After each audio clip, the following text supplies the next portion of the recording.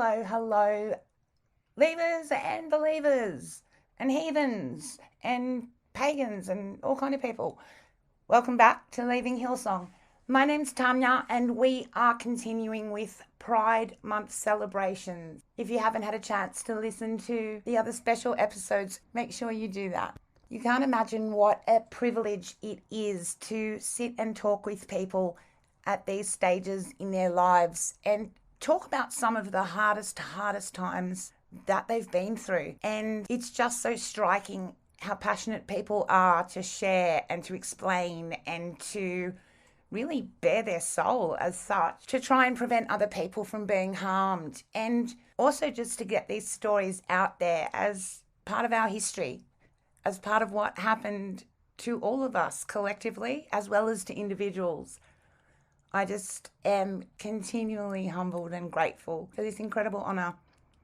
Now, about 7 years ago, I was reading some post on Facebook and I ran into Sarah and she made some incredibly sharp, witty point. And we've been Facebook friends ever since. So when this Pride Month came up, I asked her to join us, and she's been a part of the Christian Outreach Centres, which are Australian-based, and I'll leave it up to you to listen to the similarities or the differences and the story of an insignificant gay kid.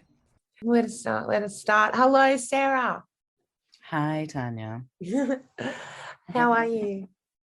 I'm good, thank you. How are you? It's late where you are. Yeah, good. It's still in the afternoon. You are joining us from where exactly? Like, I was thinking, like, Scotland. I always think of Scotland as like one big town place. I mean, in comparison to Australia, it kind of is, but I'm from Glasgow in Scotland. We'll all be settling into that beautiful accent. Yeah. I'm going to try and keep my accent.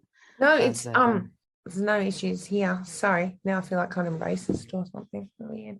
I mean, it's xenophobic if anything, but oh, look, it's a stab of irony. I'm lost now. I don't know what's irony and what's we're both not. White, so we can stab at each other. It's fine.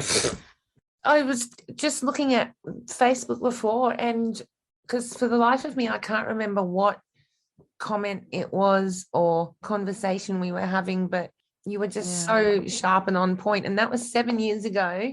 We happened upon each other on Facebook, and I can't even remember how, but there was something probably Hillsong related or something. Yeah, and I was like, no, I want to know more about what she says. So here we are again. So start us off, please. How did you wind up in a Pentecostal church? And I know bits and pieces of your story. I don't know, so I'll be learning along the way.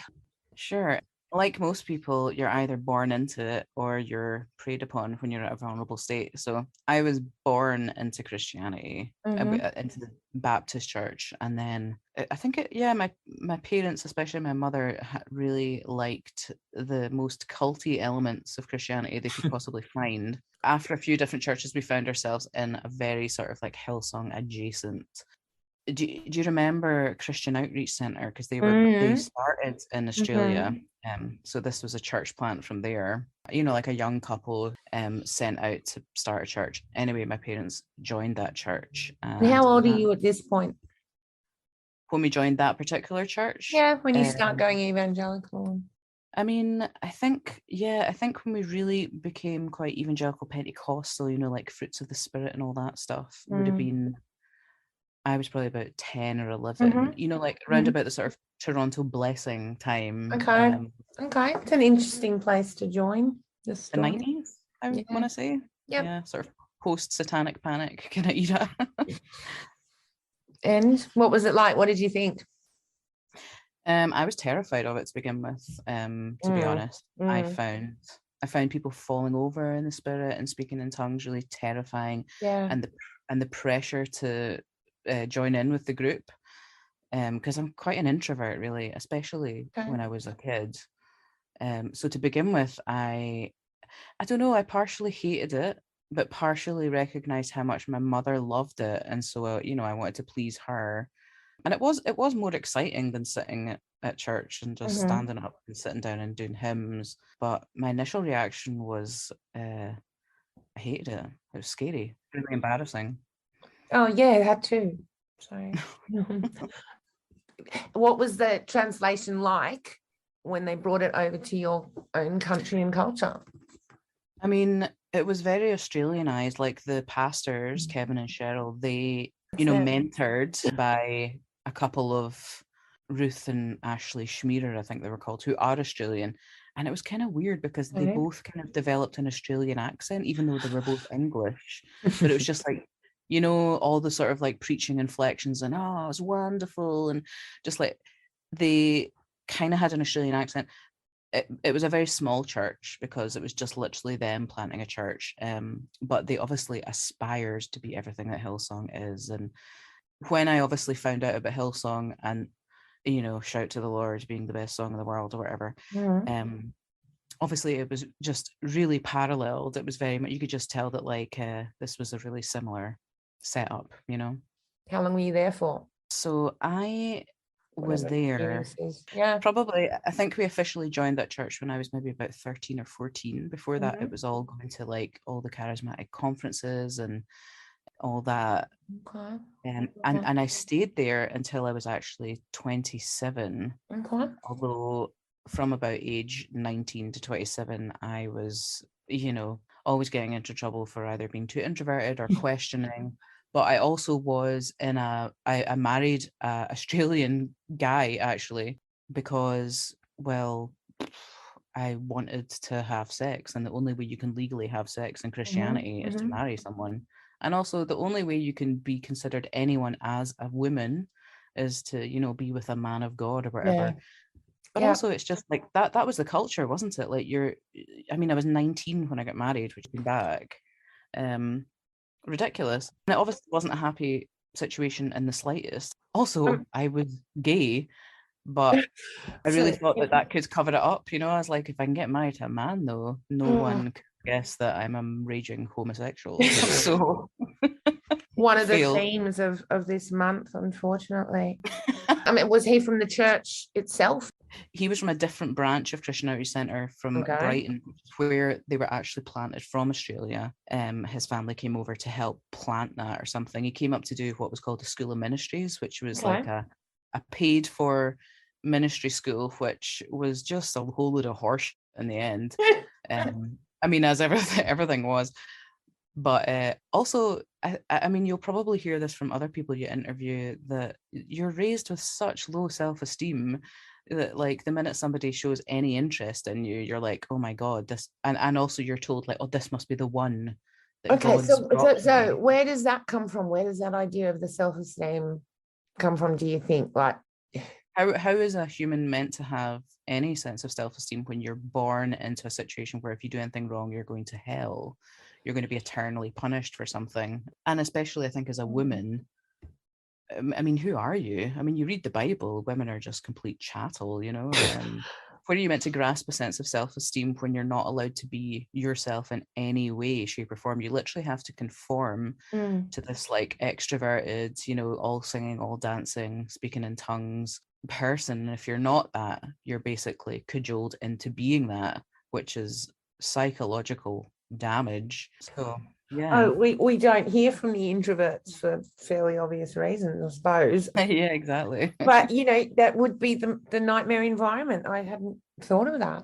Especially when you're not straight or cis, anything other than straight cis white person, you don't really have a chance, do you? Like it just seems to snowball. Yeah. Okay, so then what happens before 27 to get you out of there? It's one of the questions that I've always had is, how do some people get out of it and see? For me, it was the second I had access to the internet. I was like, oh, knowledge. Okay.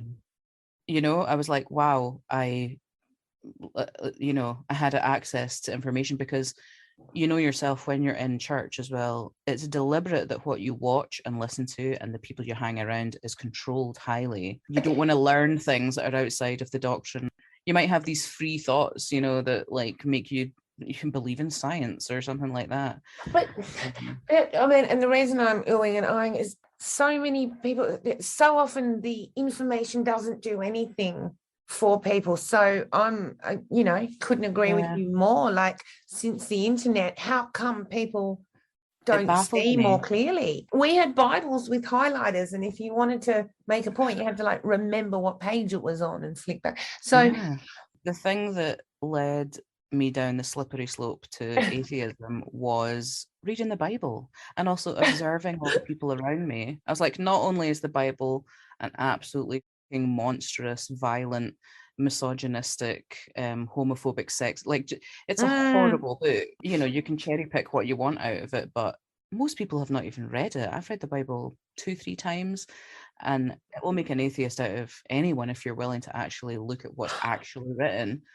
Also, I mean, obviously, I'm an atheist because there's a humongous lack of evidence for any of this, but I also found myself collating evidence for the church being such a corrupt institution. Like, because I was young and my parents were leaders in the church, because that's, what they always wanted to be. My mother's a narcissist, another story.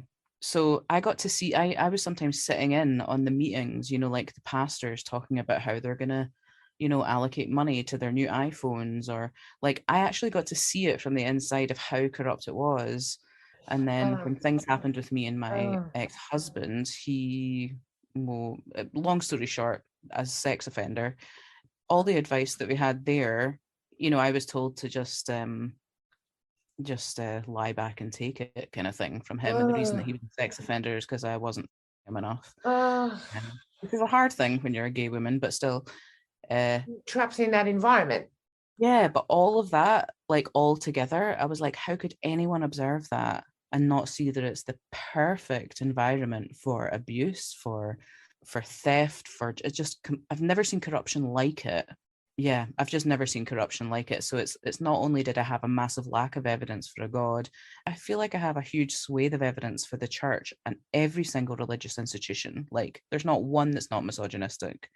Everyone is just like the perfect environment for abuse, and then covering the abuse, perpetrating the abuse, and replicating it again and again and again. And I don't like it. So I was out. Over all those years, like, what did it culminate in for you that went along with the marriage breakdown? Is that like, so how did you actually get out of the marriage? I had an affair with a woman and blew it all up at once. Wow. Basically that.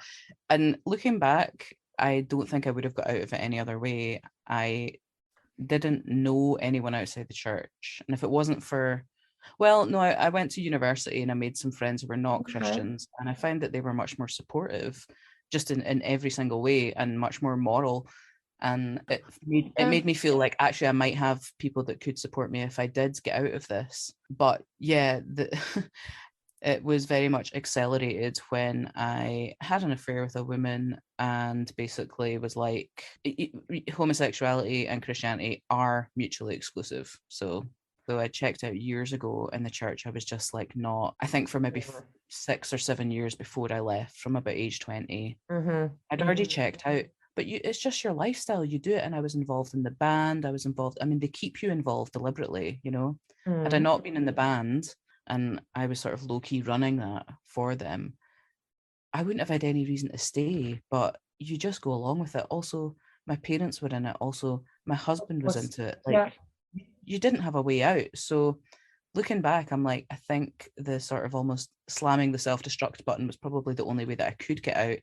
And if it hadn't been her, it would have been any other woman, because I just needed out and I needed to be gay. How did they find out, or did you tell them, or what happened? I told them. Yeah, I basically just told my family. Yeah, I was just like, I'm having an affair with a woman, leaving him. I mean, yeah, that's about it, really. You don't seem to hear about women being forced into gay conversion therapy as much. Oh, well, they do. Oh, really? Is marriage like the gay conversion therapy that proves that? Oh, dude, yeah, a little bit. Bear in mind that you don't hear from women because you don't hear from women in general. Like, Yeah. yeah, men are gay, but like gay men are still listened to more than women. I think Yeah. it's very different as well, because for men, obviously they care about men and they want to convert them because men are important, whereas women, they're happy for you just to be psychologically damaged and just like perform. As long as women perform their role, no one really Yeah. gives a fuck what they are, Yeah. because we're just women, right? What I find is, and other lesbians that I've talked to is, or queer people or non-binary people, is that most of the psychological damage for me was trying to de-gay myself more than Okay. anything.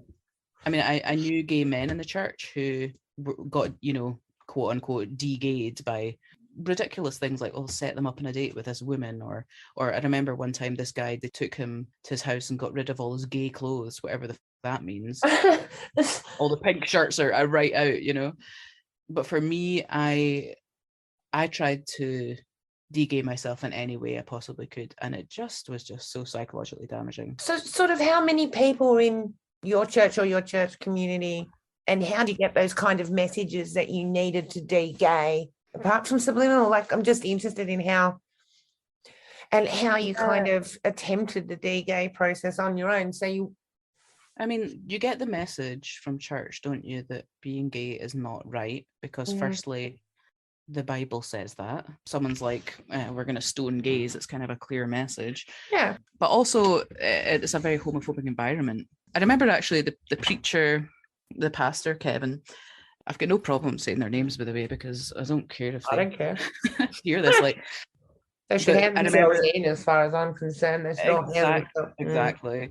But I remember him telling this story about how he cast out this gay demon, and the gay demon came out and had like a gay voice. And even at the time, I was like, this is so offensive. It's the clearest message that you can ever have, that you cannot be gay and be a Christian. And I feel like nowadays, because like, they've tried to modernize and it's a bit less woke to, they'll be like, oh no, we love the gays, we love them, they come to our church. You won't get any position of authority, we won't affirm that, but we will put up with your quote unquote same-sex attraction. It's just it's a clear message, because the gender roles are enforced, heterosexuality is enforced, just the whole environment is geared against anything other than just like straight, cis, gender binary, classic heterosexual stuff, isn't it? Yeah, compulsory heterosexuality, yeah. And then obviously you've got that at home also. Everyone who you're allowed to interact with is controlled. Well, for me it was. I wasn't allowed to hang out with anyone outside the church, anyone outside. It was, it was living in a cult essentially. And your whole entire environment is controlled so that you're not allowed any outside influence. And, it's spoken about negatively. You can just tell, especially when you're a kid, you can tell when somebody's speaking about someone gay and slurs, and they just hate on them. Like, it's so overt. I mean, there's so many other sins that can send you to the lake of fire, Why this one, I mean, trying to de-gay myself was definitely one of the most psychologically damaging things I've done, but in a way, it's the least pressing issue with the church. Yeah. Being gay, but like, what about the humongous issue of there not being a God? And what about the problematic issue of the Bible, which is slavery, rape sanctioning? Like, it's a horrible thing, not to mention all the abuse that goes on in the church, and they're meant to have this moral high ground. That's what I find really offensive. I just keep hearing that same kind of thing over and over, like when you were saying your friends outside of the church were way more supportive. It just keeps coming up over and over, and I'm sitting here thinking, hang on, even when it's not just those kind of really clear ethical issues, it's particularly for women, it's so male, like it's all about the boy characters. Oh yeah, I mean, you have your sort of like tokenistic, like this week's sermon's about the Book of Esther, but there's nothing that's not misogynistic about religion. All religions, there's not one that's not completely misogynistic, and Christianity is the worst. What do you think made you different? You've got siblings? I do. I'm the youngest of 4, and maybe in the past 4 or 5 years, my sister, who's next to me in age, who went through a lot. She was a drug addict for 12 years. And this was to do with the fact that when we were growing up, we were very much neglected because my mum just loved Jesus more than her children. Kind of, she went off that way. But when the problem was when she came back, she came to the church for help. And now the help that the church did fucks her up even more, because guess what? They don't actually have the tools to deal with real world problems, you know? What kind of help was she looking for when you say she came back? Well, she needed to be rehab, and it obviously put her back in contact with my mother, who is a narcissist, and it's really problematic. She has deconstructed her faith in the past 2-3 years, and I'm really proud of her for that. But my other two siblings are just still in the church, but they're not in this type of church. They're much more like, middle class, easy ozy kind of, normal Christianity, where you can basically still just be a normal person, but you go to church. It's not like the mad cultish one that my parents took us into, which was the one that I'm talking about.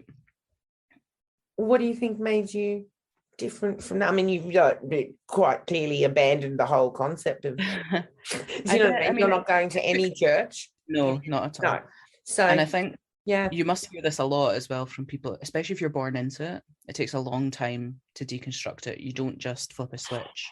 It takes a long time because it's so ingrained. But I do wonder obviously the fact that I was gay and I'm not asexual. I wanted to be sexually active. That was something that was really rubbed up against Christianity, obviously. But I'm really not sure what it is. Yeah, like sometimes I look at my siblings, like my eldest sister, for example. She's one of the most intelligent people I've met in my life. She's so clever, so rational. But then she thinks the world is 6,000 years old and believes this. And sometimes I'm just like, wow, how the cognitive dissonance that people partake in. I think when you are raised to practice a level of gullibility that it requires for you to believe in nonsense, it becomes second nature.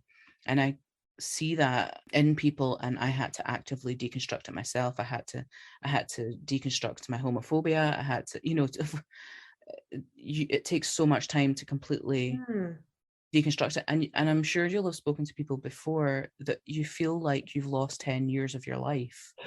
20, 40, some people. Yeah, because you're hidden from information, you're from life experience. Yeah. And not only are you hidden from information, you're also given a whole bunch of false information. So it's so difficult to deconstruct it. And when people, look at cults and they're like, oh, I don't know how you could possibly get into that, it's like humans are very malleable, and we're pattern seeking creatures. And also when you're in a group, like I was saying earlier, that pressure to go to the altar call and speak in tongues and be an extrovert, and you just do eventually have to comply. If everyone else is falling over and shaking and pretending like they've got healed, then eventually you convince yourself that that's what's happening too. And it's easily done, but I think it puts you in a position where you're very susceptible to cognitive dissonance. I strongly believe that people get very frustrated trying to convince somebody that, look at this, look at what they've done here, or look at what they've done there. And it seems to often be a lot like family, where someone can criticize their own family, but if anyone else takes a shot at them, they'll get very defensive. And I've thought that's because the whole thing's so emotional. It's so emotionally based, especially even a conversion experience can be so seeped in emotion that you can't then rationalize or argue intellectually with someone. I mean, that's a really good point, and I think but it didn't work for you. I mean, you know, I think that's the nail on the head in a way. And look at Hillsong. I mean, have you ever seen anything that's more emotionally manipulative in your entire life? Like, as a huge construct that basically is entirely based on an emotional manipulation and spiritual manipulation. But when you get people, in that crowd mentality, and that's why I think so many churches want to be Hillsong, and have Darlene Sheck's songs and everything, because it appeals to people's emotion. And if you can appeal to their emotion, you can f with their head if you're not careful, Yeah, well, And you know, especially if you are careful to do that. Yeah, and I think they know exactly what they're doing. Absolutely, that music is weaponized and used. I remember even in church them talking about it like this. They used to say, we have music because it appeals to the soul, and through the soul we can get to the spirit. And it is about, like, they know. I remember them teaching us like how to prophesy, and it's just like, it's basically teaching people how to be a spiritual medium. It's the same bullshit. Yeah.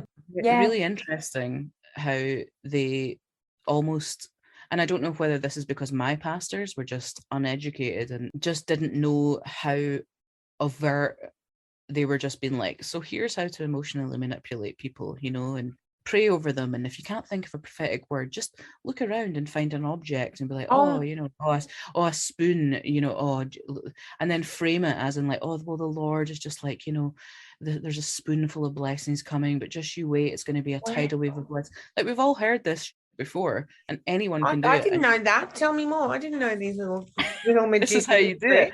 You can fake a prophecy by just finding an object in the room and making up some about it. Wow. I sometimes wish I could go into a church and just pretend that I was one of them, because I can still speak in tongues. I know exactly everything to do. Complete performance. I always used to find it really ironic that speaking in tongues was this, you know, you had to get prayed for and you had to get anointed and blah, blah, blah. And I'm like, how come I am a atheist and I can speak in tongues now? What's that about? I still want to know a bit more about what it was like, the Australian impact, in terms of how it impacted the culture of the religion. I'm thinking, I just wonder. Anzac biscuits? No. Yeah. Free lamingtons every day at church. I think it was very, I'm not sure what would be an Australian aspect or not, but it was just, I mean, obviously a lot of the visiting preachers were from Australia because we had that connection to Australia. Okay. So for us, it was more, we were sold, the utopia was Hillsong. The utopia was a mega church where the music was just incredible. And, you know, you were rich, you know, i.e. blessed. And I think it was more to do with power. Like the pastors really watched Hillsong because they looked at like Brian Houston and Bobby Houston and thought, oh, they get up on stage and look, everyone loves them, and they must be so anointed to have a church that big.